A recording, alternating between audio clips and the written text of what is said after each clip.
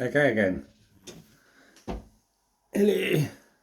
So I've left the dough overnight, and in the morning it looks like this. I don't know how well it's coming out, but it's got a little bit silky, and the starter is now looking like that. So it's kind of risen a bit. It's got some little bubbles in there. That's doing well. So at this stage, I could either leave it and maybe just give it a little couple of folds over again, basically just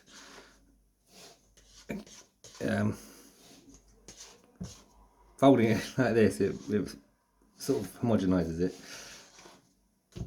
and stretches it a little bit, I guess. And then, as I say, I can either at this juncture put the sourdough in, and then it will be ready to cook in about 8 hours, which is what I'm going to do today. Or I could just leave it and put the sourdough in the evening and then leave it to prove overnight.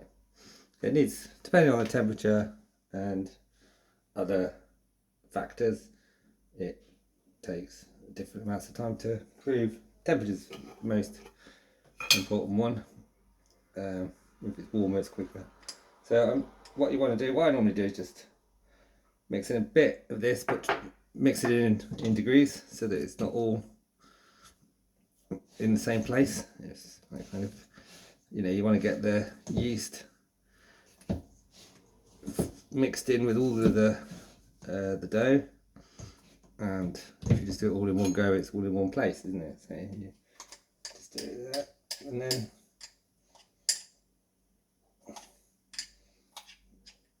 I don't know how the yeast propagates through the dough, but it seems to. Brownie in motion probably, or something like that. Okay, so now I'm just going to give it a bit of a mix again, and again what I'm doing is I'm taking it from the side, stretching it over and putting it down onto the other side. It's kind of sticky and a bit unmanageable. That's why I'm using a spoon and not my hands. Now if you watch YouTube videos, they'll use their hands, they'll say moisten your hands, and it just ends up making a horrible mess. This is my no mess technique, as promised, so I'm going to try and do it without making any mess.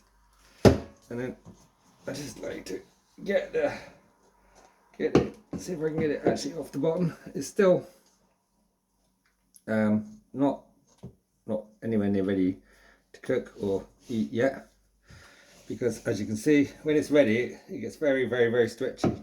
Now it's quite stretchy, but it's still tearing rather than coming off the bottom.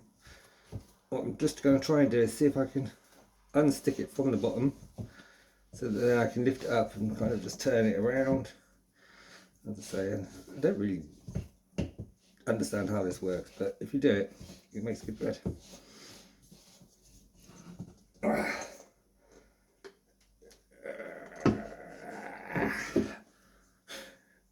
As I say, this is fun as well, if I'm honest. Right, so that's probably nearly enough. Just a little bit more. You can see it goes kind of, it likes to go into sheets. It's kind of the way I see it, the way I've had it explained to me, I don't know if this is actually accurate or not, but the gluten is like little curls, little springs curled up, or little coils curled up, and then when it gets into the water they kind of relax a bit. So when they're all very tightly curled up, they will just move around and they don't interact with each other very much. And then when they absorb water, they kind of loosen, and then they start to make a mesh.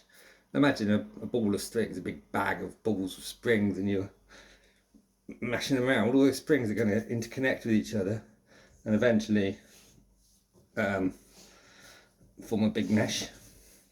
And that's what you're looking for with this. So again,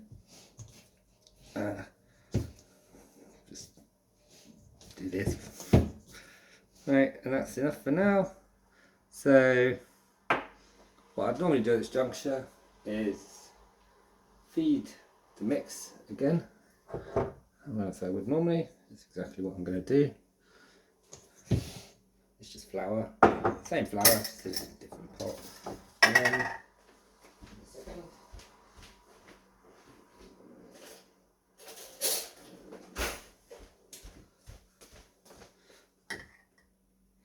a little bit of flour,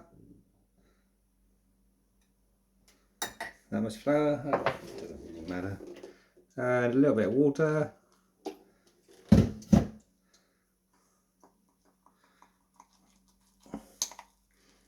Okay, you just want to mix like that. It doesn't have to be perfectly all mixed together. I think probably it's better if it isn't, because it will, the flour, the water will go into the flour over time, so it will kind of be a slow release food for the yeast. I don't know if that works or not.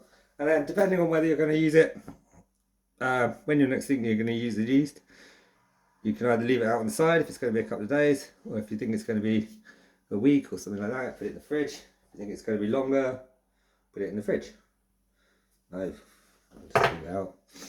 Alright, that's the old flour, get rid of that.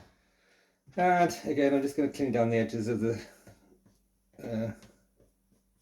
mixing bowl. Right, of course, the spatula that I've used.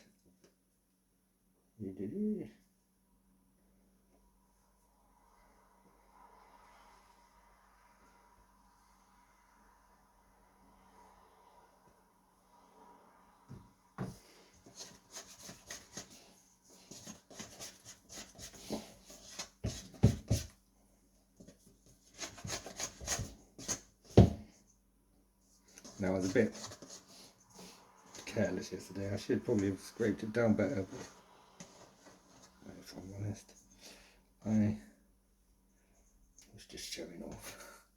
Right, and what I'm going to do is the same thing I did before, but I'm not actually going to share it on the video. Is just go and get a bit of water and wipe the sides down to make it clean on the sides of the thing, and I'm going to rinse these, and that's it for now. Alright, see you later.